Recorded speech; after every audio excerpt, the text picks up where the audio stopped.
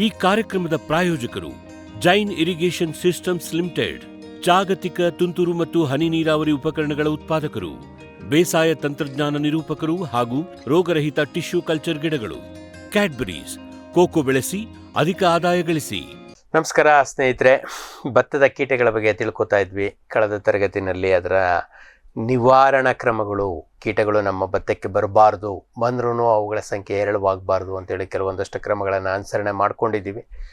ಈಗ ಬರುವಂಥ ಪ್ರಮುಖ ಕೀಟಗಳು ಯಾವುವು, ಅವುಗಳ ಲಕ್ಷಣಗಳು ಯಾವ ರೀತಿ ಇರ್ತವೆ, ಅವನ್ನು ಗುರುತಿಸೋದು ಹೇಗೆ, ಅವುಗಳ ಬಾಧೆಯನ್ನು ಗುರುತಿಸೋದು ಹೇಗೆ, ಆ ಕೀಟಗಳನ್ನು ಗುರುತಿಸೋದು ಹೇಗೆ, ಅವುಗಳನ್ನು ಯಾವ ರೀತಿ ನಿರ್ವಹಣೆ ಮಾಡಬೇಕು ಅನ್ನೋದನ್ನು ಒಂದೊಂದಾಗಿ ಕಲ್ತ್ಕೋತಾ ಹೋಗೋಣ. ಇವತ್ತಿನ ಒಂದು ತರಗತಿಯಲ್ಲಿ ನಮ್ಮ ಈ ಭತ್ತದಲ್ಲಿ ಬರುವಂಥ ಕಾಂಡಕೊರಕಗಳು ಯಾವ್ಯಾವು ಅಂತಂದರೆ, ಭತ್ತದಲ್ಲಿ ಸುಮಾರು ಒಂದು 5 ಬಗೆಯ ಕಾಂಡಕೊರಕಗಳು ನಮಗೆ ಈಗ ಸದ್ಯಕ್ಕೆ ದಾಳಿ ಮಾಡೋದು ಗೊತ್ತಿದೆ ವಿಜ್ಞಾನಕ್ಕೆ. ಆದರೆ ರೈತರಿಗೂ ಎಲ್ಲ ಗೊತ್ತಿರೋ ರೀತಿ ಎಲ್ಲೋ ಕೆಲವೊಂದಷ್ಟು ಭಾಗದಲ್ಲಿ ನಮ್ಮ ಉತ್ತರ ಭಾರತದಲ್ಲಿ ಇರ್ಬೋದು, ಅಥವಾ ಚಳಿಗಾಲದಲ್ಲಿ ಎಲ್ಲಿ ಭತ್ತ ಜಾಸ್ತಿ ಬೆಳೀತಾರೆ, ಅಥವಾ ಚಳಿಗಾಲದಲ್ಲಿ ಮೆಕ್ಕೆಜೋಳ ಅಥವಾ ಜೋಳ ಇವುಗಳ ಜೊತೆ, ಅಥವಾ ರಾಗಿ ನಂತರ ಭತ್ತ ಬೆಳೆದಂಥ ಸಂದರ್ಭಗಳಲ್ಲಿ ಅದು ಚಳಿಗಾಲದಲ್ಲಿ ಪ್ರಮುಖವಾಗಿ ಭತ್ತ ಬೆಳೆದಂಥ ಬರುವಂಥದ್ದು ನಮ್ಮ ಗುಲಾಬಿ ಕಾಂಡಕೊರಕ. ಆದರೆ ಪ್ರಮುಖವಾಗಿ ನಮ್ಮ ಎಲ್ಲ ಭತ್ತದ ಬೆಳೆಗಾರರಿಗೆ ಗೊತ್ತಿರುವಂಥದ್ದು ಈ ಹಳದಿ ಕಾಂಡಕೊರಕ, ಯೆಲ್ಲೋ ಸ್ಟೆಮ್ ಬೋರರ್ ಅಂತೇಳಿ ಕರಿತೀವಿ ಸಾಧಾರಣವಾಗಿ. ಯಾಕೆ ಇದನ್ನು ಯೆಲ್ಲೋ ಸ್ಟೆಮ್ ಬೋರರ್ ಅಂತ ಹೇಳ್ತೀವಿ? ಭತ್ತದಂತೆ ಇದು ಕೂಡ ಬಂಗಾರ ಬಣ್ಣದ್ದು, ಹಳದಿ ಬಣ್ಣದ ಒಂದು ಪತಂಗ. ಸುಮಾರು 1.5 ಇಂದ 2 ಸೆಂಟಿಮೀಟರ್ನಷ್ಟು ಉದ್ದ ಇರುವಂಥ ಈ ಒಂದು ಪತಂಗ ಸಂಪೂರ್ಣವಾಗಿ ಹಳದಿ ಬಣ್ಣ ಇರುತ್ತೆ. ಕೆಲವೊಂದಷ್ಟು ಸಲ ಮುಂಭಾಗದಲ್ಲಿ ಸ್ವಲ್ಪ ತೆಳು ಹಳದಿ ಇದ್ದರೆ ಹಿಂಭಾಗದಲ್ಲಿ ಗಾಢ ಹಳದಿ ಬಣ್ಣ ಇರುತ್ತೆ. ಆ ಥರದಾದಂಥ ಈ ಪತಂಗ. ಅದರಲ್ಲೂ ಪ್ರಮುಖವಾಗಿ ಎಲ್ಲವೂ ನಮ್ಮ ಕೀಟಗಳು ಎಲ್ರಿಗೂ ಗೊತ್ತಿರೋ ರೀತಿ, ಹೆಣ್ಣು ಪತಂಗ ಸ್ವಲ್ಪ ದಪ್ಪದೇ ಇರುತ್ತೆ, ಗಂಡು ಪತಂಗ ಸಣ್ಣದಿರುತ್ತೆ. ಮತ್ತು ಹೆಣ್ಣು ಪತಂಗಕ್ಕೆ ನಮಗೆ ಬೆನ್ನಿನ ಮೇಲೆ ಮುಂಭಾಗದ ರೆಕ್ಕೆಗಳ ಮೇಲೆ 2 ಕಪ್ಪು ಚುಕ್ಕೆಗಳು.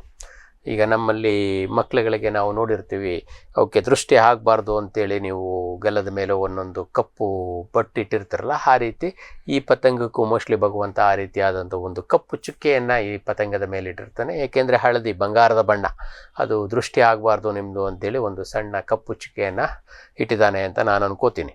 ಈ ಒಂದು ಪತಂಗ ನಾನು ಈಗಾಗಲೇ ಹಿಂದಿನ ಹಲವಾರು ತರಗತಿಗಳಲ್ಲಿ ಹೇಳಿರೋ ರೀತಿ ಬೆಳಕಿಗೆ ಭಾಳ ವಿಶೇಷವಾಗಿ ಆಕರ್ಷಣೆ ಆಗುವಂಥ ಒಂದು ಸಾಮರ್ಥ್ಯವನ್ನು ಹೊಂದಿದೆ. ಅದ್ರ ಜೊತೆಗೆ ಈಗಾಗಲೇ ನಮ್ಮ ಮಾರುಕಟ್ಟೆಯಲ್ಲಿ ಇದರ ಒಂದು ಮೋಹಕ ಪದಾರ್ಥವೂ ಕೂಡ ಲಭ್ಯ ಇದ್ದಾವೆ. ಈ ಒಂದು ಮೋಹಕ ಪದಾರ್ಥ ಮತ್ತು ಬೆಳಕಿನ ಬಲೆಗಳನ್ನು ಉಪಯೋಗಿಸ್ಕೊಂಡು ನಾವು ಇದನ್ನು ನಮ್ಮ ಪರಿಸರದಲ್ಲಿ ಇದೆಯಾ ಇಲ್ವಾ ಅನ್ನೋದನ್ನು ತಿಳ್ಕೊಳ್ಳೋದು ಭಾಳ ಸರಳ ಇದೆ. ಇದಿರಲಿ. ಮತ್ತು ಈ ಒಂದು ಪತಂಗಗಳು ಬಂದ ಮೇಲೆ ಸುಮಾರು 1 ವಾರ ಅಷ್ಟೇ ಇವುಗಳ ಜೀವಿತಾವಧಿ, ಅದಕ್ಕಿಂತ ಹೆಚ್ಚು. ಅದರಲ್ಲೂ ಪ್ರಮುಖವಾಗಿ ಹೆಣ್ಣು ಪತಂಗ ಸುಮಾರು 8 ದಿನ, 8ರಿಂದ 9 ದಿನ ಬದುಕಿದ್ರೆ, ಗಂಡು ಪತಂಗ 4 ದಿನಕ್ಕೆ ಅಥವಾ 5 ದಿನಕ್ಕೆ ಅದು ಸತ್ತೋಗ್ತದೆ. ಅದರ ಕಾರ್ಯ ಮುಗಿದೋಗಿರ್ತದೆ. ಜೀವನ ಸಾಧನೆ ಏನು ಈ ಅವಶ್ಯಕತೆ ಇದೆಯೋ ಅದು ಮುಗ್ದಿರ್ತದೆ, ಹಾಗಾಗಿ ಅದು ಹೋಗ್ತದೆ. ಆದರೆ ಹೆಣ್ಣು ಪತಂಗ ಅದು ಮೊಟ್ಟೆ ಇಡೋದು ಅವಶ್ಯಕತೆ ಇರುತ್ತೆ, ಹಾಗಾಗಿ ಅದು ಮೊಟ್ಟೆ ಇಡೋವರೆಗೂ ಅದು ಬದುಕಿರುತ್ತೆ. ಮೊಟ್ಟೆಗಳೆಲ್ಲ ಇಟ್ಟ ಮೇಲೆ ಅದು 1 ದಿನ ಅಥವಾ 2 ದಿನ ಬದುಕಿದ್ದು ಸತ್ತೋಗ್ತದೆ. ತದನಂತರ ಈ ಒಂದು ಪತಂಗ ಈ ಎಲೆಗಳ ಮೇಲ್ಭಾಗದಲ್ಲಿ, ಬಹುತೇಕ ಎಲೆಗಳ ಮೇಲ್ಭಾಗದಲ್ಲೇ, ಗರಿಗಳ ಮೇಲ್ಭಾಗದಲ್ಲಿ ಗುಂಪಾಗಿ ಮೊಟ್ಟೆಗಳನ್ನು ಇಡ್ತದೆ. ಈ ಒಂದೊಂದು ಗುಂಪಿನಲ್ಲಿ ಕನಿಷ್ಠ 40ರಿಂದ 200-250 ಮೊಟ್ಟೆಗಳನ್ನು ನಾವು ನೋಡ್ಬೋದು. ಅದು ಆ ಮರಿಹುಳು ಯಾವ ಹಂತದಲ್ಲಿ, ಯಾವ ಆರೋಗ್ಯದಲ್ಲಿ ಬೆಳೆದಿತ್ತು ಯಾವ ಪರಿಸರದಲ್ಲಿ ಬೆಳೆದಿತ್ತು ಅನ್ನೋದ್ರ ಮೇಲೆ ಇವುಗಳ ಸಂಖ್ಯೆ ಜಾಸ್ತಿ ಇರುತ್ತೆ. ಮತ್ತು ಈ ಒಂದು ಪತಂಗದ ಮುಂದಾಲೋಚನೆಯೂ ಕೂಡ ಅಲ್ಲಿ ಕೆಲಸ ಮಾಡುತ್ತೆ.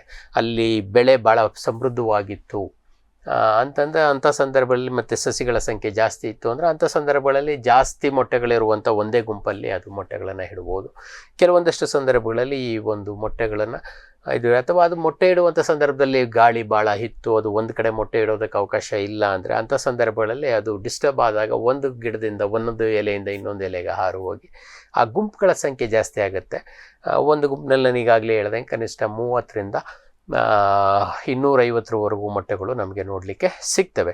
ಆದರೆ ಹೆಚ್ಚಾನೆಚ್ಚು 30ರಿಂದ ಒಂದು 60 ಮೊಟ್ಟೆಗಳು ನಮಗೆ ಸಾಧಾರಣವಾಗಿ ನೋಡಲಿಕ್ಕೆ ಸಿಗ್ತದೆ. ಅದು ಕೆಲವೊಂದಷ್ಟು ವಿಶೇಷ ಸಂದರ್ಭಗಳಲ್ಲಿ ಅದು ಗರಿಷ್ಠ 250 ಮೊಟ್ಟೆಗಳನ್ನು ಇಡುವಂಥ ಸಾಧ್ಯತೆ ಇದೆ. ಸಾಧಾರಣವಾಗಿ 30ರಿಂದ 60 ಮೊಟ್ಟೆಗಳು ನಮಗೆ ಏರಳ ಸಂಖ್ಯೆಯಲ್ಲಿ ನೋಡಲಿಕ್ಕೆ ಸಿಗ್ತವೆ.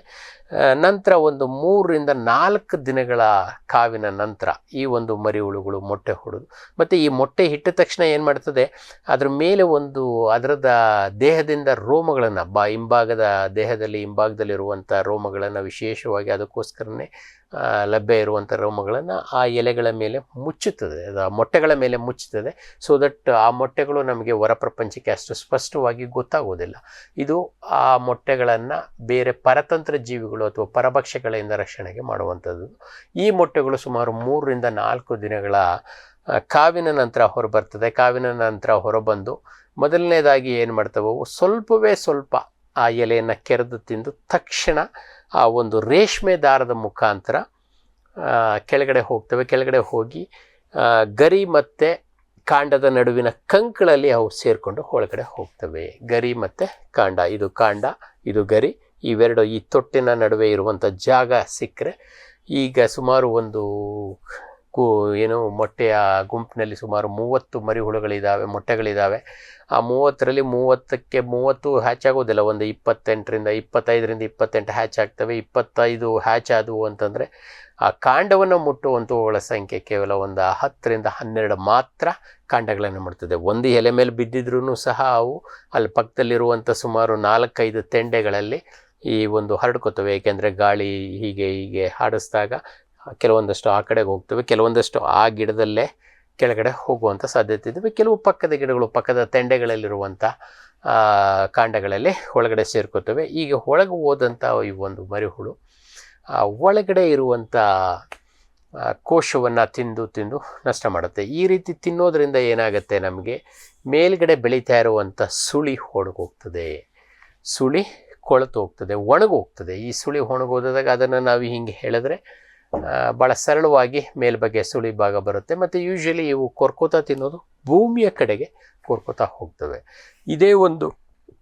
ಇದು ನಮಗೆ ಈ ತೆನೆ ಬರುವಂಥ ಸಂದರ್ಭದಲ್ಲಿ ಬಂತು, ಮೇಲ್ಗಡೆ ತೆನೆ ಬಂದಿರುತ್ತೆ, ಇನ್ನೂ ಹೂ ಆಗಿರೋದಿಲ್ಲ, ಆದರೆ ತೆನೆ ಮಾತ್ರ ಹೊರಗೆ ಬಂದಿರುತ್ತೆ, ಇನ್ನೂ ಹೂ ಹೊಡೆದಿರೋದಿಲ್ಲ. ಅಂಥ ಟೈಮ್ನಲ್ಲೇ ಇದು ಡ್ಯಾಮೇಜ್ ಆಗಿಬಿಡ್ತು ಅಂತಂದರೆ ಅದು ಹೂ ಕಟ್ಟೋದಿಲ್ಲ, ಒಣಗೋಗ್ತದೆ. ಅದನ್ನು ನಾವು ಇಂಗ್ಲೀಷ್ನಲ್ಲಿ ವೈಟ್ ಇಯರ್ ಅಂತ ಹೇಳ್ತೀವಿ. ಬೇರೆ ತೆನೆಗಳೆಲ್ಲ ಹಳದಿ ಬಣ್ಣ ಅಥವಾ ಹಸಿರು ಬಣ್ಣ ಇತ್ತು ಅಂತಂದರೆ ಈ ಒಂದು ತೆನೆ ಮಾತ್ರ ನಮಗೆ ಎಲ್ಲೋ ಬಣ್ಣ, ಪಕ್ಕ ಬಿಳಿ ಬಣ್ಣಕ್ಕೆ ಬದಲಾವಣೆ ಹೊಂದಿರ್ತದೆ. ಆ ಕಾರಣಕ್ಕೋಸ್ಕರ ಇಂಗ್ಲೀಷ್ನಲ್ಲಿ ಅದನ್ನು ವೈಟ್ ಇಯರ್ ಅಂತಲೇ ಹೇಳ್ತದೆ. ಒಣಗಿರುವಂಥದ್ದು ನೇರವಾಗಿ ನಿಂತಿರ್ತದೆ. ಮತ್ತು ಮುಂದೆ ಹೂವಾಗಿ ಕಾಯಿ ಕಚ್ಚಿ ಕಾಳು ತುಂಬುವಂಥ ಸಂದರ್ಭ ಬಂದಾಗ ಗೊನೆಗಳು ಬಾಗ್ತವೆ. ಆದರೆ ಈ ಒಂದು ದಾಳಿ ಆಗಿರುವಂಥ ಗೊನೆ ಹಾಗೆ ಸ್ಟ್ರೈಟ್ ನಿಂತಿರುತ್ತೆ, ಕೆಳಕ್ಕೆ ಬಾಗೋದಿಲ್ಲ. ನೀವು ಚಿತ್ರದಲ್ಲಿ ಭಾಳ ಸ್ಪಷ್ಟವಾಗಿ ಗಮನಿಸ್ಬೋದು. ಇದು ಈ ಒಂದು ಕೀಟದ ಹಾನಿಯ ಲಕ್ಷಣ. ಮತ್ತು ಇದರದ್ದು ಸುಮಾರು 35ರಿಂದ 40 ದಿನಗಳಲ್ಲಿ ಈ ಒಂದು ಮರಿಹುಳುಗಳ ಹಂತಗಳು ಮುಗಿದು ಸುಮಾರು 4 ಬಾರಿ ಇದು ಪೊರೆಯನ್ನು ಕಳಚಿ ಅಥವಾ ಹಂತಗಳನ್ನು ದಾಟಿ ಕೋಶಾವಸ್ಥೆಗೆ ಹೋಗ್ತದೆ. ಕೋಶಾವಸ್ಥೆಯೂ ಸುಮಾರು ಒಂದು ವಾರಗಳ ಕಾಲ ಕೋಶಾವಸ್ಥೆ. ಸಾಧಾರಣವಾಗಿ ಇದು ಕಾಂಡದ ಒಳಗೆ ಹಾಕ್ತದೆ. ಕಾಂಡದ ಒಳಗೆ ಆದಷ್ಟು ಭೂಮಿಯ ಒಳಕ್ಕೆ ಅಥವಾ ಭೂಮಿಯ ಸಮಾನಾಂತರದಲ್ಲಿ, ಭೂಮಿಯ ಹಂತದಲ್ಲಿ, ಭೂಮಿ ಮಟ್ಟದಲ್ಲೇ ಇದು ಕೋಶಾವಸ್ಥೆಗೆ ಹೊಂದುತ್ತದೆ. ಅಲ್ಲಿಂದ ಮತ್ತೆ ತಿರುಗ ಪತಂಗ ಹೊರಗಡೆ ನಮಗೆ ಬರುತ್ತೆ. ಈ ಒಂದು ಕೀಟ ಒಂದು ಬೆಳೆಯ ಸೈಕಲ್ನಲ್ಲಿ, ಒಂದು ಭತ್ತದ ಬೆಳೆಯಲ್ಲಿ ನಾವು ನಾಟಿ ಮಾಡಿದಾಗ ಮಾಡಿದ್ರೆ ಸುಮಾರು 2ರಿಂದ 3 ಸಂತತಿಗಳನ್ನು ಒಂದು ಬೆಳೆಯ ಹಂತದಲ್ಲಿ ಮುಗಿಸುವಂಥ ಸಾಧ್ಯತೆ ನಮಗೆ ನೋಡಲಿಕ್ಕೆ ಸಿಗುತ್ತೆ. ಏಕೆ ಅಂತಂದರೆ ಕನಿಷ್ಠ 3ರಿಂದ 5 ತಿಂಗಳ ಅವಧಿಯ ಭತ್ತಗಳು ನಮಗೆ ಇದ್ದಾವೆ. ನಾಟಿ ಮಾಡಿದ ಮೇಲೆ 1 ತಿಂಗಳಿಂದ ಇದರ ಹಾವಳಿ ನಮಗೆ ನೋಡಲಿಕ್ಕೆ ಸಿಗುತ್ತೆ. ಸಸಿ ಮಡಿನಲ್ಲೇ ಅದು ಹಾನಿ ಮಾಡಿತ್ತು ಅಂತಂದರೆ ಕೆಲವೊಂದಷ್ಟು ಸಂದರ್ಭದಲ್ಲಿ ಅಲ್ಲೇ ಶುರುವಾಗಿ ಮೊದಲನೇ ಹಂತದ್ದು ನಮಗೆ ಅಷ್ಟು ಸ್ಪಷ್ಟವಾಗಿ ಗೋಚರಿಸೋದಿಲ್ಲ. ಯೂಶ್ವಲಿ 1 ತಿಂಗಳ ನಂತರ 30ರಿಂದ 45 ದಿನಗಳ ಹಂತದಲ್ಲಿ ಈ ಒಂದು ಸಸಿ ಕಾಂಡ ಕೊರಕದ ಹಾವಳಿ ನಮಗೆ ನೋಡಲಿಕ್ಕೆ ಸಿಗುತ್ತೆ. ತದನಂತರ ಇದರ ಹಾವಳಿ ಭಾಳ ವಿಪರೀತವಾಗೋದು ನಮಗೆ ಕೊನೆ ಬಂದಂಥ ಸಂದರ್ಭದಲ್ಲಿ, ತೆನೆ ಬಂದಂಥ ಸಂದರ್ಭದಲ್ಲಿ ಭಾಳ ಸ್ಪಷ್ಟವಾಗಿ ಗೋಚರಿಸ್ತದೆ.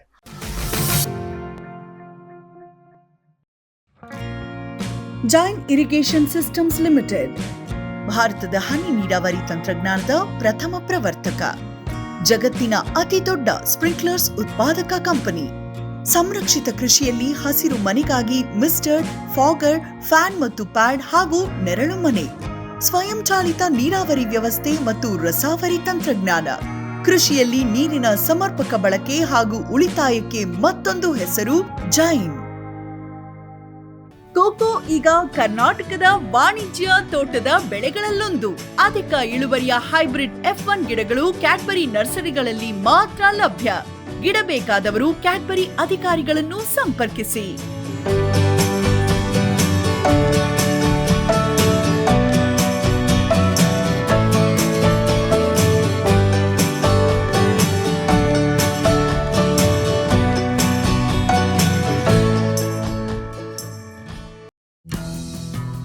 ಜೈನ್ಸ್ ಜಗತ್ತಿನ ಅತಿದೊಡ್ಡ ಅಂಗಾಂಶ ಕೃಷಿ ಪ್ರಯೋಗಾಲಯ ಹಾಗೂ ಟಿಸಿ ಗಿಡಗಳ ಉತ್ಪಾದಕರು.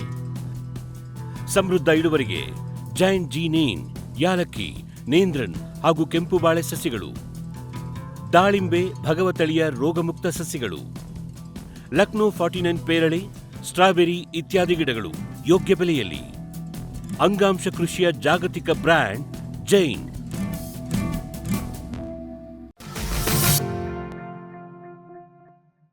ಇದರ ನಿರ್ವಹಣೆಗೆ ಬರೋದಾದರೆ ನಾನು ಈಗಾಗಲೇ ಹೇಳ್ದಂಗೆ ಈ ಒಂದು ಕೀಟದ ಚಟುವಟಿಕೆ ನಮ್ಮಲ್ಲಿ ಇದೆಯಾ ಇಲ್ವಾ ಅಂತ ಗಮನಿಸ್ಕೊಳ್ಳೋದಕ್ಕೆ ನಾವು ಸಸಿ ಮಡಿ ಹಂತದಿಂದನೇ ಇದರ ಮೋಹಕ ಬಲೆ ಮತ್ತು ಬೆಳಕಿನ ಬಲೆಗಳನ್ನು ಇಟ್ಕೊಂಡು ಗಮನಿಸ್ಕೋತಾ ಬಂದರೆ ಅದು ಇತ್ತು ಅಂದರೆ ನಮಗೆ ಇವೆರಡೂ ಸಹ ಇಲ್ಲ ಬೆಳಕಿನ ಬಲೆನಲ್ಲಿ ಅಥವಾ ಮೋಹಕ ಬಲೆನಲ್ಲಿ ಯಾವುದಾದ್ರೂ ಒಂದಾದರೂ ಆಯಿತು ಅಥವಾ ಎರಡು ಇದ್ರೂ ಆಯಿತು, ಎರಡರಲ್ಲೂ ಕೂಡ ಇವುಗಳ ಚಟುವಟಿಕೆ ನಮಗೆ ನೋಡಲಿಕ್ಕೆ ಸಿಗುತ್ತೆ. ತದನಂತರ ಇನ್ನೂ ಒಂದು ಅತ್ಯಂತ ಪರಿಣಾಮಕಾರಿಯಾದಂಥ ನಿರ್ವಹಣಾ ಕ್ರಮಗಳು ಏನಂತಂದರೆ, ಸಸಿ ಮಡಿಯನ್ನು ನಮ್ಮ ಬೀಜದಿಂದ ಬಂದಂಥ ಸಸಿ ಮಡಿಗಳು ಬಂದಂಥ ಸಂದರ್ಭದಲ್ಲಿ ಸಾಂಪ್ರದಾಯಿಕ ತಳಿಗಳಾದರೆ ಆದಷ್ಟು ಮೇಲಿನ ಇದನ್ನು ನಾವು ಚಿವುಟಿ ಅಥವಾ ಕತ್ತರಿಸಿ ನಾಟಿ ಮಾಡೋದು ಉತ್ತಮ. ಯಾಕೆ ಅಂತಂದರೆ ಸಸಿ ಮಡಿನಲ್ಲಿ ಇವು ಮೊಟ್ಟೆ ಇಟ್ಟಿದ್ರೆ ಅವು ಮುಖ್ಯ ಒಂದು ಕ್ಷೇತ್ರಕ್ಕೆ ಹೋಗದ ಹಾಗೆ ಸಸಿ ಮಡಿಯ ತುದಿಯನ್ನು ಕಟ್ ಮಾಡಿದ್ರೆ ಅಲ್ಲಿರುವಂಥ ಮೊಟ್ಟೆಗಳು ಅಲ್ಲೇ ಉಳ್ಕೋತವೆ, ಅವು ಮುಖ್ಯ ನಮ್ಮ ಕ್ಷೇತ್ರಕ್ಕೆ ಬರೋದಿಲ್ಲ. ಆ ಕಾರಣಕ್ಕೋಸ್ಕರ ಇದೊಂದು ಅತ್ಯಂತ ಸಾಂಪ್ರದಾಯಿಕ ಬೆಳೆ. ಆದಷ್ಟು ಈ ನಮ್ಮ ಹೈಬ್ರಿಡ್ ತಳಿಗಳಲ್ಲಿ ಈ ಒಂದು ಕ್ರಮವನ್ನು ಕೂಡ ನಾವು ಪಾಲಿಸ್ಬೋದು. ಭಾಳ ಎಚ್ಚರಿಕೆ. ಏಕೆ ಅಂತಂದರೆ ನಮ್ಮ ಸೀಡ್ ಟ್ರೇಗಳಲ್ಲಿ ಬೆಳೆದಿರುವಂಥದ್ದು ಅಷ್ಟು ಎತ್ತರ ಇರೋದಿಲ್ಲ. ಭಾಳ ಕೇರ್ಫುಲ್ಲಾಗಿ ಅದು ಇದೆಯಾ ಇಲ್ವಾ ಅನ್ನೋದು ಖಚಿತಪಡಿಸ್ಕೊಂಡ್ರು ಇದ್ದರೆ ಮಾತ್ರ ಮತ್ತೆ ನಮಗೆ ಪತಂಗಗಳು ಸಸಿ ಮಡಿಯ ಹಂತದಲ್ಲೇ ಬೆಳಕಿನ ಬಲೆನಲ್ಲಿ ಅಥವಾ ಮೋಹಕ ಬಲೆನಲ್ಲಿ ಬಿದ್ದಿದ್ದರೆ ಅಂಥ ಸಂದರ್ಭಗಳಲ್ಲಿ ಮಾತ್ರ ಅನಿವಾರ್ಯವಾಗಿ ನಮ್ಮ ಮೇಲುಗಡೆ ಸಸಿಗಳನ್ನು ತುದಿಯ ಎಲೆಗಳನ್ನು ಚಿವುಟಿ ಅಥವಾ ಕತ್ತರಿಸಿ ನಾಟಿ ಮಾಡೋದು ಅತ್ಯಂತ ಪರಿಣಾಮಕಾರಿಯಾದಂಥ ಕ್ರಮ. ಮತ್ತು ಈ ಒಂದು ಕೀಟ ನಮಗೆ ಇಂದಿನ ಬೆಳೆನಲ್ಲಿ ಇತ್ತು, ಈ ಬೆಳೆನಲ್ಲೂ ಬರೋ ಸಾಧ್ಯತೆ ಇದೆ ಅನ್ನುವಂಥ ಇದು, ಅಥವಾ ನಮ್ಮ ಪರಿಸರದಲ್ಲಿ ನಮ್ಮ ಭಾಗದಲ್ಲಿ ಇದು ಒಂದು ಸಾಧಾರಣವಾದಂಥ ಕೀಟ, ಇದನ್ನು ನಿರ್ವಹಣೆ ಮಾಡೋದು ಅನಿವಾರ್ಯ ಅಂತಂದಾಗ ನಾವು ಅನಿವಾರ್ಯವಾಗಿ ರಾಸಾಯನಿಕ ಕೀಟನಾಶಕಗಳನ್ನು ಆರಂಭದಲ್ಲೇ ಬಳಸ್ಬೋದು. ನಾಟಿ ಮಾಡಿದ 2-3 ದಿನಗಳ ಒಳಗೆ ಇವತ್ತು ಮಾರುಕಟ್ಟೆನಲ್ಲಿ ಸಿಗ್ತಾ ಇರುವಂಥ ಕ್ಲೋರಾಂಟ್ರಿನಿಪ್ರೋಲ್ ಅನ್ನುವಂಥ ಒಂದು ಕೀಟನಾಶಕ ಆಗಿರ್ಬೋದು, ಅಥವಾ ನಮ್ಮ ಕಾರ್ಟಾಪ್ ಹೈಡ್ರೋಕ್ಲೋರೈಡ್ ಕೀಟನಾಶಕ, ಇದು ಹಳೆಯದು ಭಾಳ ಸಾಂಪ್ರದಾಯಿಕವಾದಂಥ ಹಳೆಯ ಕೀಟನಾಶಕ. ಕ್ಲೋರಾಂಟ್ರಿನಿಪ್ರೋಲು ಕೂಡ ಸುಮಾರು ಒಂದು 10-15 ವರ್ಷಗಳಿಂದ ನಮ್ಮಲ್ಲಿ ಮಾರುಕಟ್ಟೆನಲ್ಲಿ ಚಾಲ್ತಿನಿದೆ. ಇವೆರಡು ಕೀಟನಾಶಕಗಳ ಅಥವಾ ಇವತ್ತಿನ ದಿನಗಳಲ್ಲಿ ಇನ್ನೂ ಸ್ವಲ್ಪ ಇತ್ತೀಚಿನ ದಿನಗಳಲ್ಲಿ ಭಾಳ ಮುನ್ನೆಲೆಗೆ ಬಂದಿರುವಂಥ ನಮ್ಮ ಫಿಪ್ರೋನಿಲ್, ಈ 3 ಹರಳುಗಳನ್ನು ನಾವು ಪ್ರತಿ ಎಕರೆಗೆ 4 kg ಪ್ರಮಾಣದಲ್ಲಿ ನಾಟಿ ಮಾಡಿದ 3-4 ದಿನಗಳ ಒಳಗೆ ನಮ್ಮ ಪ್ರದೇಶಕ್ಕೆ ಹಾಕ್ಕೊಂಡ್ರೆ ಆರಂಭಿಕ ಹಂತದಲ್ಲಿ ಈ ಕೀಟ ನಮಗೆ ಬರೋದು ತಪ್ಪುತ್ತದೆ. ಈ ಕೀಟನಾಶಕ ಬಳಸಬೇಕಾದ್ರೆ ಒಂದು ಎಚ್ಚರಿಕೆ, ನಿಮಗೆ ಈ ಕೀಟ ರೆಗ್ಯುಲರಾಗಿ ಬಂದೇ ಬರುತ್ತೆ ಅನ್ನೋ ಖಾತ್ರಿ ಇದ್ದರೆ ಮಾತ್ರ ಬಳಸಿ, ಇಲ್ಲ ಅಂತಂದರೆ ಇದನ್ನು ಬಳಸೋ ಅವಶ್ಯಕತೆ ಇಲ್ಲ. ಏಕೆಂದರೆ ಬೇರೆ ಇನ್ನೂ ಹಲವಾರು ಕೀಟನಾಶಕ ರಹಿತ ಮಾದರಿಗಳು ನಮ್ಮಲ್ಲಿ ಇರೋದರಿಂದ ಅವನ್ನು ಬಳಸ್ಕೊಳ್ಳೋದು ಭಾಳ ಅತ್ಯಂತ ಪರಿಣಾಮಕಾರಿಯಾದಂಥ ಕ್ರಮ. ಇನ್ನು ಬೆಳೆಯ ನಂತರದಲ್ಲಿ ಬಂತು ಕೀಟನಾಶಕಗಳನ್ನು ನಾವು ರಾಸಾಯನಿಕಗಳನ್ನು ಬಳಸಿಲ್ಲ ಅಂತಂಥ ಸಂದರ್ಭಗಳಲ್ಲಿ ಅತ್ಯಂತ ಪರಿಣಾಮಕಾರಿಯಾದಂಥ ಕೀಟನಾಶಕಗಳು ಇದೆ. ನಮ್ಮ ಅತ್ಯಂತ ಕಡಿಮೆ ವೆಚ್ಚದ ಕೀಟನಾಶಕಗಳು ಎಮಮೆಕ್ಟಿನ್ ಬೆಂಜೋಯೇಟ್ ಇರ್ಬೋದು ಅಥವಾ ನಮ್ಮ ಥಯಾಮೆಥಾಕ್ಸಾಮ್ ಇರ್ಬೋದು. ಇವು ಪ್ರತಿ ಲೀಟರ್ ನೀರಿಗೆ 1/4 ಗ್ರಾಮಿಂದ ಅರ್ಧ ಗ್ರಾಮ್ಗಿಂತ ಜಾಸ್ತಿ ಹೋಗಬೇಡಿ, 1/4 ಗ್ರಾಮ್ಗಿಂತ ಕಡಿಮೆ ಮಾಡಬೇಡಿ. ಅವುಗಳನ್ನಾದರೂ ಬಳಸ್ಬೋದು. ಅಥವಾ ನಮ್ಮ ಕ್ಲೋರಾಂಟ್ರಿನಿಪ್ರೋಲ್ ಅಥವಾ ಸ್ಪೈನೋಸ್ಯಾಡ್ ಇವಾದರೆ 0.3 ml ಪ್ರತಿ ಲೀಟ್ರಿಗೆ, ಅಂದರೆ 10 ಲೀಟ್ರ್ ನೀರಿಗೆ 3 ml ಈ ಕೀಟನಾಶಕ. ನಮ್ಮ ಎಮಮೆಕ್ಟಿನ್ ಬೆಂಜೋಯೇಟ್ ಇರ್ಬೋದು ಅಥವಾ ಥಯಾಮೆಥಾಕ್ಸಾಮ್ ಇರ್ಬೋದು, ಕನಿಷ್ಠ 10 ಲೀಟ್ರ್ ನೀರಿಗೆ 2.5 ಗ್ರಾಮ್ನಿಂದ ಗರಿಷ್ಠ 5 ಗ್ರಾಮ್ ಈ ಒಂದು ಪ್ರಮಾಣದಲ್ಲಿ ನಾವು ಇವುಗಳನ್ನು ಬಳಸ್ಕೊಂಡು ಸಿಂಪರಣೆ ಮಾಡ್ಬೋದು. ಅಥವಾ ನಮ್ಮ ಫಿಪ್ರೋನಿಲ್ ಇದೊಂದು ಕೀಟನಾಶಕ, ಇದು ದ್ರವ ರೂಪದ ಕೀಟನಾಶಕ. ಪ್ರತಿ 10 ಲೀಟ್ರ್ ನೀರಿಗೆ 10 ml ಕೀಟನಾಶಕವನ್ನು ಬಳಸಿ ಇದನ್ನು ನಾವು ಸಿಂಪರಣೆ ಮಾಡೋದ್ರ ಮುಖಾಂತರ ಕೂಡ ಇದನ್ನು ಪರಿಣಾಮಕಾರಿಯಾಗಿ ನಿರ್ವಹಣೆ ಮಾಡಲಿಕ್ಕೆ ನಮಗೆ ಸಾಧ್ಯ ಇದೆ. ಜೈವಿಕವಾಗಿ ಈ ಕೀಟವನ್ನು ನಿರ್ವಹಣೆ ಮಾಡೋದು ಹೇಗೆ ಅಂದರೆ ಅತ್ಯಂತ ಸರಳವಾಗಿ, ಸ್ವಾತಂತ್ರ್ಯ ಪೂರ್ವದ ಮೈಸೂರು ರಾಜ್ಯದ ಆಗಿನ ಕೃಷಿ ನಿರ್ದೇಶಕರಾದಂಥ ಡಾಕ್ಟರ್ ಲೆಸ್ಲಿ ಸಿ ಕೋಲ್ಮನ್ ಅವರ ಒಂದು ಮುಂದಾಳತ್ವದಲ್ಲಿ, ಅವರ ಒಂದು ನಾಯಕತ್ವದಲ್ಲಿ ಮಂಡ್ಯದಲ್ಲಿ, ದೇಶದಲ್ಲೇ ಅಥವಾ ನಮ್ಮ ಏಷ್ಯಾಕ್ಕೆ ಪ್ರಪ್ರಥಮವಾಗಿ ಸ್ಥಾಪಿತವಾದಂಥ ಜೈವಿಕ ನಿಯಂತ್ರಣ ಪ್ರಯೋಗಾಲಯ ನಮ್ಮ ಮಂಡ್ಯದಲ್ಲಿದೆ. ಅವರಲ್ಲಿ ಸಿಗುವಂಥ ನಮ್ಮ ಟ್ರೈಕೋಗ್ರಾಮ ಕಿಲೋನಿಸ್ ಆಗಿರ್ಬೋದು ಅಥವಾ ಟ್ರೈಕೋಗ್ರಾಮ ಜಪಾನಿಕಮ್ ಆಗಿರ್ಬೋದು, ಈ ಒಂದು ತತ್ತಿಪರತಂತ್ರ ಜೀವಿಗಳು ಈ ಒಂದು ಪ್ರಯೋಗಾಲಯದಲ್ಲಿ ಸಿಗ್ತವೆ. ಇದು ಮಂಡ್ಯದಲ್ಲಿ ಅಲ್ಲದೆ ಬೈಲಹೊಂಗಲ, ಗಂಗಾವತಿ, ಧಾರವಾಡ ಈ 4 ಪ್ರಯೋಗಶಾಲೆಗಳಲ್ಲಿ ಕೃಷಿ ಇಲಾಖೆಯ ಕೆಳಗೆ ಕೆಲಸ ಮಾಡ್ತಾ ಇರುವಂಥ ಈ ಪರತಂತ್ರ ಜೀವಿ ಪ್ರಯೋಗಾಲಯಗಳು, ಈ ಒಂದು ಪ್ರಯೋಗಾಲಯಗಳಿಂದ ಈ ಒಂದು ತತ್ತಿ ಪರತಂತ್ರ ಜೀವಿಯನ್ನು ನಾವು ಬಿಡುಗಡೆ ಮಾಡುವಂಥದ್ದು. ಸಾಧಾರಣವಾಗಿ ನಾವು ಒಂದು ನಾಟಿ ಮಾಡಿದ 30 ರಿಂದ 45 ದಿನಗಳ ಒಳಗೆ ಇವನ್ನು ಬಿಡುಗಡೆ ಮಾಡೋದು ಅತ್ಯಂತ ಪರಿಣಾಮಕಾರಿಯಾದಂಥ ಕ್ರಮ.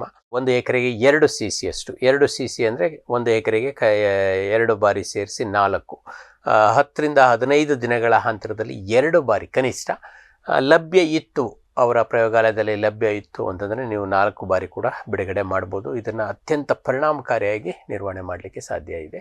ಅದೇ ರೀತಿ ನಾನು ಈಗಾಗಲೇ ಭಾಳಷ್ಟು ಸಲ ನಮ್ಮ ಈ ಒಂದು ಪತಂಗ ಜಾತಿಯ ಕೀಟಗಳ ನಿರ್ವಹಣೆಗೆ ಶಿಫಾರಸು ಮಾಡುವಂಥ ಜೈವಿಕ ಕೀಟನಾಶಕ ಬ್ಯಾಸಿಲಸ್ ತುರಿಂಜಿಯೆನ್ಸಿಸ್ ಡೈಪೆಲ್ ಅನ್ನೋ ಹೆಸರಿನಲ್ಲಿ ನಮ್ಮಲ್ಲಿ ಮಾರ್ಕೆಟಿನಲ್ಲಿ ಲಭ್ಯ ಇದೆ. ಈ ಒಂದು ಕೀಟನಾಶಕವನ್ನು, ಜೈವಿಕ ಕೀಟನಾಶಕವನ್ನು ಪ್ರತಿ ಲೀಟರ್ ನೀರಿಗೆ 1 ml ಇದನ್ನು ಬಳಸೋದ್ರಿಂದ ಈ ಒಂದು ಕೀಟವನ್ನು ಜೈವಿಕವಾಗಿ ನಿಯಂತ್ರಣ ಮಾಡಲಿಕ್ಕೆ ನಮಗೆ ಅತ್ಯಂತ ಸರಳವಾದಂಥ ಒಂದು ಕ್ರಮ. ಇದಲ್ಲದೇನೂ ಇನ್ನೂ ಹಲವಾರು ರಾಸಾಯನಿಕ ಕೀಟಗಳು ನಮ್ಮಲ್ಲಿ ಇದ್ದಾವೆ. ಅವಶ್ಯಕತೆ ಬಿದ್ದರಷ್ಟೇ, ಅವುಗಳ ತೀವ್ರತೆ ಇದ್ದರಷ್ಟೇ ನಾವು ಯೋಚನೆ ಮಾಡೋಣ. ಇಲ್ಲ ಅಂತಂದರೆ ನಾನು ಈಗಾಗಲೇ ಏನು ರಾಸಾಯನಿಕ ಕೀಟನಾಶಕಗಳನ್ನು ನಿಮಗೆ ಹೇಳಿದ್ದೀನಿ, ಅವು ಅತ್ಯಂತ ಕಡಿಮೆ ವೆಚ್ಚದವು ಮತ್ತು ಪರಿಸರಕ್ಕೆ ಅಷ್ಟೊಂದು ದೊಡ್ಡ ಮಟ್ಟದ ಹಾನಿ ಮಾಡೋದಿಲ್ಲ. ಅದರಲ್ಲಿ ಫಿಪ್ರೋನಿಲ್ ಅಷ್ಟೇ ಸ್ವಲ್ಪ ಹಾನಿಕಾರಕ ಇದ್ದಿದ್ರಲ್ಲಿ ಇವನ್ನಷ್ಟೇ ಬಳಸಿ. ಭಾಳಷ್ಟು ಹಲವಾರು ಕೀಟನಾಶಕಗಳು ಮಾರ್ಕೆಟಲ್ಲಿದ್ದಾವೆ, ಎಲ್ಲವನ್ನು ತಂದು ಅನಿವಾರ್ಯವಾಗಿ ನೀವು ಬಳಸುವಂಥ ಅವಶ್ಯಕತೆ ಇಲ್ಲ. ಹಿತಮಿತವಾಗಿ ಬಳಸೋದ್ರಿಂದ ಈ ಒಂದು ಕೀಟವನ್ನು ಭಾಳ ಪರಿಣಾಮಕಾರಿಯಾಗಿ ನಿರ್ವಹಣೆ ಮಾಡಲಿಕ್ಕೆ ನಮಗೆ ಸಾಧ್ಯ ಇದೆ.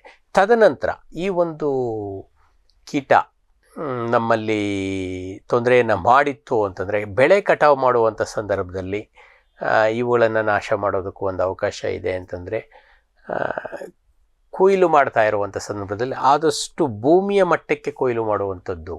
ಮೆಷಿನ್ ಹಾರ್ವೆಸ್ಟರ್ ಬಂದಾಗ ಸ್ವಲ್ಪ ತ್ರಾಸಾಗ್ಬೋದು, ಆದ್ರೂ ತದನಂತರ ನೀವು ಅದಕ್ಕೆ ಬೆಂಕಿ ಹಾಕಿ ಅದನ್ನು ಸುಡೋದು ಕೂಡ ಅತ್ಯಂತ ಪರಿಣಾಮಕಾರಿಯಾದಂಥ. ಹೆಚ್ಚು ಹುಲ್ಲುಗಳನ್ನು ನೀವು ಇದು ಮಾಡಿಕೊಂಡ್ರೆ ಪರಿಸರಕ್ಕೆ ಅಷ್ಟು ಹೊಗೆನೂ ಆಗೋದಿಲ್ಲ. ಕಡಿಮೆ ಭೂಮಿಗೆ ಎಷ್ಟು ಹತ್ತಿರ ಸಾಧ್ಯವೋ ಅಷ್ಟು ಅಂತರಕ್ಕೆ ನೀವು ಕಟಾವನ್ನು ಮಾಡೋದು. ತದನಂತರ ಆ ಕೂಳೆಗಳನ್ನು ತಕ್ಷಣ ಸುಟ್ಟು ಹಾಕೋದು ಈ ಒಂದು ಕೀಟವನ್ನು ನಿರ್ವಹಣೆ ಮಾಡಲಿಕ್ಕೆ ಅತ್ಯಂತ ಪರಿಣಾಮಕಾರಿ. ಈಗಾಗಲೇ ನಾನು ಮೊದಲೇ ಹೇಳ್ದಂಗೆ ಕಟಾವಾದ ತಕ್ಷಣವೇ ನೀವು ಆಳವಾಗಿ ಉಳುಮೆ ಮಾಡಿ ಆ ಭೂಮಿ ಒಳಗಡೆ ಉಳ್ಕೊಂಡಿರುವಂಥ ಕೀಟ ಕೋಶಗಳನ್ನು ಪ್ರಮುಖವಾಗಿ ನಮ್ಮ ಪಕ್ಷಿಗಳಿಗೆ ಮತ್ತು ಬಿಸಿಲಿಗೆ ಒಡ್ಡೋದ್ರಿಂದ ಈ ಒಂದು ಕೀಟ ಮುಂದಿನ ಬೆಳೆಗೆ ಹೋಗೋದನ್ನು ಭಾಳ ಪರಿಣಾಮಕಾರಿಯಾಗಿ ನಾವು ನಿರ್ವಹಣೆ ಮಾಡಲಿಕ್ಕೆ ಸಾಧ್ಯ ಇದೆ. ಅದೇ ರೀತಿ ಇತ್ತೀಚಿನ ದಿನಗಳಲ್ಲಿ ಭಾಳ ಮುನ್ನೆಲೆಗೆ ಬರ್ತಾ ಇರುವಂಥ ಅಥವಾ ವ್ಯಾಪಕ ಹಾನಿಯನ್ನು ಮಾಡ್ತಾ ಇರುವಂಥ ಇನ್ನೊಂದು ಪ್ರಮುಖ ಕೀಟ ಅಂತಂದರೆ ಈ ಕಣೆ ನೊಣ ಅಥವಾ ಗಾಲ್ ಮಿಡ್ಜ್ ಅಂತೇಳಿ ಕರಿತೀವಿ, ಅಥವಾ ಕೊಂಬಿನ ಕೀಟ ಅಂತಲೂ ಕರೀತಾರೆ. ಏಕೆ ಅಂತಂದರೆ ಆನೆ ಕೊಂಬು ಅಂತಲೂ ಕೂಡ ಕೆಲವರು ಅಂತಾರೆ. ಇದೇನು ಅಂತಂದರೆ ಈ ಒಂದು ಸುಳಿಯಲ್ಲಿ ಭಾಗದಲ್ಲಿ ಈ ಒಂದು ಸಣ್ಣ ಅತ್ಯಂತ ನಮ್ಮ ಸೊಳ್ಳೆ ಅಂತ ಒಂದು ನೊಣ ಇದು. ಈ ಒಂದು ಸೊಳ್ಳೆ ಜಾತಿಗೆ ಸೇರಿದಂಥ ಹುಳ ಆ ಒಂದು ಸುಳಿಯನ್ನು ತಿಂದುಬಿಟ್ರೆ ಆ ಎಲೆಗಳು ನಮಗೆ ಈ ರೀತಿ ಹರಳ್ಕೋಬೇಕು. ಹಾಗೆ ಹರಳದೇನೆ ನಮ್ಮ ಈರುಳ್ಳಿ ಎಲೆ ಯಾವ ರೀತಿ ಒಂದು ಟ್ಯೂಬ್ನ ರೀತಿ ಬರ್ತದೋ ಅಥವಾ ಕೊಳವೆ ರೂಪದಲ್ಲಿ ಬರ್ತದೋ ಆ ರೀತಿಯಾಗಿ ಈ ಎಲೆಗಳು ಬದಲಾಗ್ಬಿಡ್ತವೆ. ಯಾವಾಗ ಇದು ಈ ರೀತಿ ಕೊಳವೆ ಆಗಿ ಬದಲಾವಣೆ ಆಗ್ತದೋ, ಮಾರ್ಪಾಟ ಆಗ್ತದೋ ಅಂಥ ಸಂದರ್ಭಗಳಲ್ಲಿ ಅಂಥ ಒಂದು ಸಸಿಗಳಿಂದ ನಮಗೆ ತೆನೆ ಬರೋದಿಲ್ಲ. ಸಂಪೂರ್ಣವಾಗಿ ಅದು ಮಾರ್ಪಾಟ ಆಗಿಬಿಡ್ತದೆ. ಈ ಒಂದು ವೈಶಿಷ್ಟ್ಯತೆ ಇರುವಂಥ ಕೀಟ ಈ ಒಂದು ಕಣೆ ನೊಣ. ಭಾಳ ಹಿಂದೆ ಸಾಂಪ್ರದಾಯಿಕವಾಗಿ 2000ಕ್ಕಿಂತ ಮೊದಲು ಇದು ಬಹುತೇಕ ಸಂದರ್ಭಗಳಲ್ಲಿ ನಮ್ಮ ಕರಾವಳಿ ಪ್ರದೇಶಕ್ಕಷ್ಟೇ ಸೀಮಿತವಾಗಿತ್ತು. ಇಂದೂ ಸಹ ಬಹುತೇಕ ರೈತರಿಗೆ, ಭತ್ತದ ರೈತರಿಗೆ ಇದು ಒಂದು ಕೀಟ ಬತ್ತದ್ದು ಅಂದರೆ ಅವ್ರಿಗೆ ನಂಬಲಿಕ್ಕೆ ಆಗೋದಿಲ್ಲ. ಏಕೆಂದರೆ ಅವರು ಎಂದೂ ನೋಡೇ ಇಲ್ಲ. ಆದರೆ 2000ದಿಂದ ಈಚೆಗೆ ಕ್ರಮೇಣವಾಗಿ ಇದು ನಮ್ಮ ಶಿವಮೊಗ್ಗ ಜಿಲ್ಲೆಯಲ್ಲಿ ಸ್ವಲ್ಪ ಕಾಣಿಸ್ಕೊತು. ತದನಂತರ ಇತ್ತೀಚಿನ ದಿನಗಳಲ್ಲಿ ದಾವಣಗೆರೆ, ಮಂಡ್ಯ ಜಿಲ್ಲೆಯಲ್ಲೂ ಸಹ ಭಾಳ ಹೇರಳವಾಗಿ ಕಾಣಿಸ್ತಾ ಇದೆ. ಮೇ ಬಿ ನಮ್ಮ ತಳಿಗಳಲ್ಲಿ ಬಂದಂಥ ಒಂದು ವೈವಿಧ್ಯತೆ ಅಥವಾ ಹೊಸತನ ಈ ಒಂದು ಕೀಟವನ್ನು ಹೆಚ್ಚು ಮಾಡಿರ್ಬೋದು. ಅದ್ರ ಜೊತೆಗೆ ಮುಂಗಾರಿನಲ್ಲಿ ಬರ್ತಾ ಇರುವಂಥ ಒಂದು ಮಳೆಯ ಪ್ರಮಾಣ ಕೂಡ, ಅಥವಾ ಒಂದೇ ದಿನ ಜಾಸ್ತಿ ಮಳೆ ಆಗುವಂಥದ್ದು, ಅಥವಾ ನಮ್ಮ ಹ್ಯುಮಿಡಿಟಿ ಹೆಚ್ಚಾಗಿರುವಂಥದ್ದು, ಆರ್ದ್ರತೆ ಹೆಚ್ಚಾಗಿರುವಂಥದ್ದು ಸಹ ಇದಕ್ಕೆ ಒಂದು ಕಾರಣ ಇರ್ಬೋದು ಅಂತ ಒಂದು ಅನಿಸಿಕೆ. ನೋಡಲಿಕ್ಕೆ ಪಕ್ಕ ನಮ್ಮ ಸೊಳ್ಳೆಯಂತೆ ಇರುತ್ತೆ. ಕಪ್ಪು ಕೆಂಪು ಬಣ್ಣದ ಮಿಶ್ರಣವನ್ನು ಹೊಂದಿರುವಂಥ ಈ ಒಂದು ನೊಣ ಸುಳಿಗಳಲ್ಲಿ ಇದು ಮೊಟ್ಟೆಯನ್ನು ಇಡ್ತದೆ. ಆ ಸುಳಿಗಳಲ್ಲಿ ಮೊಟ್ಟೆ ಇಟ್ಟಂಥ ಮರಿಹುಳು ಗುಂಪಾಗಿ ಮೊಟ್ಟೆಗಳನ್ನ ಇರ್ತದೆ. ಈ ಮರಿಹುಳುಗಳು ಆ ಸುಳಿಯ ಒಳಕ್ಕೆ ಹೋಗಿ ಇದು ಮಾಡ್ಕೋತವೆ. ಯಾವಾಗ ಇದು ಸುಳಿಯ ಒಳಗೆ ಬೆಳೀತಾ ಇರುವಂಥ ಕೋಶವನ್ನು, ಅಂಕುರವನ್ನು ಇವು ತಿಂತವು, ಅಲ್ಲಿ ಮುಂದೆ ಎಲೆಗಳಾಗಿ ಬದಲಾಗಬೇಕಂಥದ್ದು ಅದು ಒಂದು ಕೊಳವೆ ರೂಪವನ್ನು ತಗೋತದೆ. ಕೊಳವೆ ರೂಪವನ್ನು ಮಾರ್ಪಾಟಾಗಿ ಅದು ನೇರವಾಗಿ ಉದ್ದವಾಗಿ ಬೆಳೀತದೆ. ಅದರಿಂದ ಯಾವುದೇ ಒಂದು ಗಿಡಕ್ಕೆ ಆಹಾರ ಉತ್ಪಾದನೆ ಆಗ್ಬೋದು, ಆದರೆ ನಮಗೆ ಅಲ್ಲಿಂದ ಬೇಕಾದಂಥ ತೆನೆ ಬರುವಂಥ ಸಾಮರ್ಥ್ಯವನ್ನು ಆ ಒಂದು ಸಸಿ ಕಳ್ಕೊತದೆ. ಈ ಒಂದು ಕಾರಣಕ್ಕೋಸ್ಕರ ನಮಗೆ ಸಂಪೂರ್ಣವಾಗಿ ಇಳುವರಿ ನಷ್ಟ ಆಗುವಂಥ ಸಾಧ್ಯತೆ ಇದೆ. ಇತ್ತೀಚಿನ ದಿನಗಳಲ್ಲಿ 20-30% ಇಳುವರಿ ನಷ್ಟ ಈ ಒಂದು ಕೀಟದಿಂದ ಉಂಟಾಗ್ತಾ ಇದೆ ಅಂತೇಳಿ ಕೆಲವು ರೈತರು ಹೇಳ್ತಾ ಇದ್ದಾರೆ. ಕರಾವಳಿನಲ್ಲಿ ಇದರಿಂದ ಮೊದಲೆಲ್ಲ 30-40% ಇಳುವರಿ ನಷ್ಟ ಮಾಡಿಕೊಂಡಷ್ಟು ಭಾಳಷ್ಟು ನಿದರ್ಶನಗಳು ಇದ್ದಾವೆ. ಬಯಲುಸೀಮೆನಲ್ಲೂ ಸಹ 15-20% ಇಳುವರಿ ನಷ್ಟ ಈ ಒಂದು ಕೀಟದ ನಿರ್ವಹಣೆ ಮಾಡದೇ ಇದ್ದಾಗ ಆಗ್ತಾ ಇರುವಂಥದ್ದನ್ನು ಇತ್ತೀಚಿನ ದಿನಗಳಲ್ಲಿ ನೋಡ್ತೀವಿ. ಮತ್ತು ಇದೊಂದು ಭಾಳ ನಿರ್ವಹಣೆ ಮಾಡಲಿಕ್ಕೆ ಭಾಳ ಸರಳವಾದಂಥ ಕ್ರಮ. ಅಂದರೆ ಈಗಾಗಲೇ ನಮಗೆ ಇದು ಬರ್ತದೆ ಅನ್ನೋದು ಗೊತ್ತಿತ್ತು ಅಂದರೆ, ಈಗ ಭತ್ತಕ್ಕೆ ನಾವು ಹೇಗೆ ಕಾಂಡ ಕೊರಕಕ್ಕೆ ರಾಸಾಯನಿಕ ಕೀಟನಾಶಕಗಳನ್ನು ಮೊದಲೇ ಬಳಸ್ತಾ ಇದ್ದೀವಿ, ಆ ರೀತಿ ಬಳಸೋದು ಒಂದು ಅತ್ಯಂತ ನಿವಾರಣಾ ಕ್ರಮ. ಅದರ ಜೊತೆಗೆ ಇದಕ್ಕೆ ಕೆಲವೊಂದಷ್ಟು ತಳಿಗಳು ನಮ್ಮಲ್ಲಿ ನಿರೋಧಕ ತಳಿಗಳು ಲಭ್ಯ ಇದ್ರೂ ಕೆಲವೊಂದಷ್ಟು ಸಂದರ್ಭದಲ್ಲಿ ನಮ್ಮ ಮಲೆನಾಡಿನ ಭಾಗಕ್ಕೆ ಈ MDU-3 ಇರ್ಬೋದು, ಅಥವಾ ಶಕ್ತಿ ಇರ್ಬೋದು, ವಿಕ್ರಮ್ ಇರ್ಬೋದು, ಅಥವಾ ಸುರೇಖ ಇರ್ಬೋದು, ಈ ತಳಿಗಳು ನಾವು ಶಿಫಾರಸು ಮಾಡಿದ್ದೀವಿ. ಇವುಗಳಲ್ಲೂ ಕೂಡ ಕೆಲವೊಂದಷ್ಟು ಸಂದರ್ಭಗಳಲ್ಲಿ ಆ ಒಂದು ವೈವಿಧ್ಯತೆ ಬದಲಾಗ್ತಾ ಇದೆ. ಆ ಒಂದು ಕಾರಣಕ್ಕೋಸ್ಕರ ಈ ವರ್ಷ ಅದು ನಿರೋಧಕತೆ ಇದ್ರೆ ಮುಂದಿನ ವರ್ಷ ಆ ನಿರೋಧಕತೆಯನ್ನು ಕಳ್ಕೊತಾ ಇದೆ. ಇದನ್ನು ನಾವು ಭಾಳ ಸೂಕ್ಷ್ಮವಾಗಿ ಗಮನಿಸಿ ಈ ನಿರೋಧಕ ತಳಿಗಳನ್ನು ಬಳಸ್ಕೋಬೇಕಾದಂಥ ಒಂದು ಅನಿವಾರ್ಯತೆ ನಮಗೆ ಇರುತ್ತೆ. ಭಾಳ ಎಚ್ಚರಿಕೆಯಿಂದ ಇರಬೇಕು. ಅದ್ರ ಜೊತೆಗೆ ನಿವಾರಣಾ ಕ್ರಮ ಅತ್ಯಂತ ಪರಿಣಾಮಕಾರಿ. ಈ ನಿವಾರಣಾ ಕ್ರಮ ನಾವು ಬಳಸ್ಕೊಂಡ್ವಿ ಅಂತಂದರೆ ಈ ಕೀಟದ ಹಾವಳಿ ನಮ್ಮ ತೋಟಕ್ಕೆ ಬರೋದು ಕಡಿಮೆ ಆಗುತ್ತೆ, ನಮ್ಮ ಗದ್ದೆಗೆ ಬರುವಂಥದ್ದು ಕಡಿಮೆ ಆಗ್ತದೆ. ಅದರ ನಂತರ ಅನಿವಾರ್ಯ ಸಂದರ್ಭಗಳಲ್ಲಿ ನಾವು ಏನಾದರೂ ರಾಸಾಯನಿಕ ಕೀಟನಾಶಕಗಳನ್ನು ನಾಟಿ ಸಮಯದಲ್ಲಿ ಬಳಸಿಲ್ಲ, ಅರಳಿನ ರೂಪದ ಕೀಟನಾಶಕ ಅಂದರೆ ಅಟ್ಲೀಸ್ಟ್ ಒಂದು 15-20 ದಿನಗಳ ಅಂತರದಲ್ಲೇ ಈ ಒಂದು ಕೀಟನಾಶಕಗಳನ್ನು ಸಿಂಪಡಿಸುವಂಥ ಒಂದು ಕ್ರಮವನ್ನು ಕೂಡ ನಾವು ಕೈಗೊಂಡು ಇದು ಮಾಡ್ಬೋದು. ನಮ್ಮ ಕಾಂಡ ಕೊರಕಕ್ಕೆ, ಹುಳಕ್ಕೆ ಏನು ಶಿಫಾರಸು ಮಾಡಿದ್ದೀವೋ ಅದೇ ರಾಸಾಯನಿಕಗಳು ಬಹುತೇಕ ಸಂದರ್ಭಗಳಲ್ಲಿ ಈ ಒಂದು ಕೀಟವನ್ನು ಕೂಡ ನಿರ್ವಹಣೆ ಮಾಡೋದಕ್ಕೆ ಅತ್ಯಂತ ಪರಿಣಾಮಕಾರಿ ಮತ್ತು ಲಾಭದಾಯಕವಾದಂಥ ಒಂದು ಕೀಟನಾಶಕಗಳು. ಈ ಕಾರ್ಯಕ್ರಮದ ಪ್ರಾಯೋಜಕರು ಜೈನ್ ಇರಿಗೇಷನ್ ಸಿಸ್ಟಮ್ಸ್ ಲಿಮಿಟೆಡ್, ಜಾಗತಿಕ ತುಂತುರು ಮತ್ತು ಹನಿ ನೀರಾವರಿ ಉಪಕರಣಗಳ ಉತ್ಪಾದಕರು, ಬೇಸಾಯ ತಂತ್ರಜ್ಞಾನ ನಿರೂಪಕರು ಹಾಗೂ ರೋಗರಹಿತ ಟಿಶ್ಯೂ ಕಲ್ಚರ್ ಗಿಡಗಳು. ಕ್ಯಾಡ್ಬರೀಸ್, ಕೋಕೋ ಬೆಳೆಸಿ ಅಧಿಕ ಆದಾಯ ಗಳಿಸಿ.